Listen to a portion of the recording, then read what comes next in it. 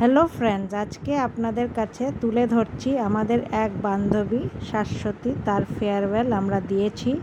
সে আমার কলিগ, আর 10 বছরেরও বেশি আমাদের বন্ধুত্ব। একসাথে আমরা কাজ করেছি। বন্ধুত্ব এই কাজের ক্ষেত্রেই আমাদের এসে বন্ধুত্ব হয়েছে। খুব খারাপ লাগছে ও চলে যাচ্ছে, কিন্তু ওর নতুন জীবনের জন্য ওকে আমরা সব রকম, আমি বড় হয়ে ওকে আশীর্বাদ করছি ওর নতুন জীবন যেন সুখী হয়। তাই তো হাজব্যান্ডের কাছে চলে যাচ্ছে, তাই জন্য আমাদের এই অবধি ওর সাথে একসাথে থাকা, রোজ দেখা, নিত্য নতুন ওর সাথে আমার শেয়ার করা সব জিনিস ও শেয়ার করতো আমার কাছে, তো খুব ক্লোজ ছিলাম। তাই খুব খারাপ লাগছে।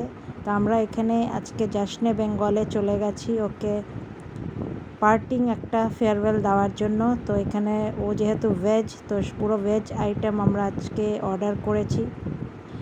আর ও খুব স্যাড হয়ে পড়েছিল, যেহেতু ওর এতদিনের এখানে একসাথে বন্ধুত্ব, সবার সাথে মিলে কাজ করতাম, একসাথে শেয়ার করতাম অনেক কিছু। ইভেন টিফিনটাও আমরা দুপুরবেলা শেয়ার করতাম, যা আনতো বাড়ির থেকে আমরা দুজনে শেয়ার করতাম।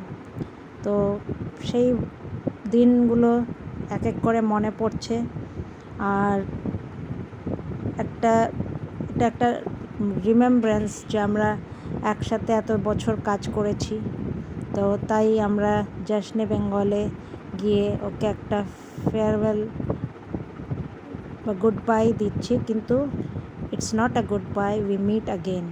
তো সেই ভাবেই আমরা সবাই ওর সাথে একটা লাঞ্চের আয়োজন করেছিলাম জশ্নে বেঙ্গলে। তো সেখানে আমরা শেয়ার করে নিচ্ছি মোমেন্টস।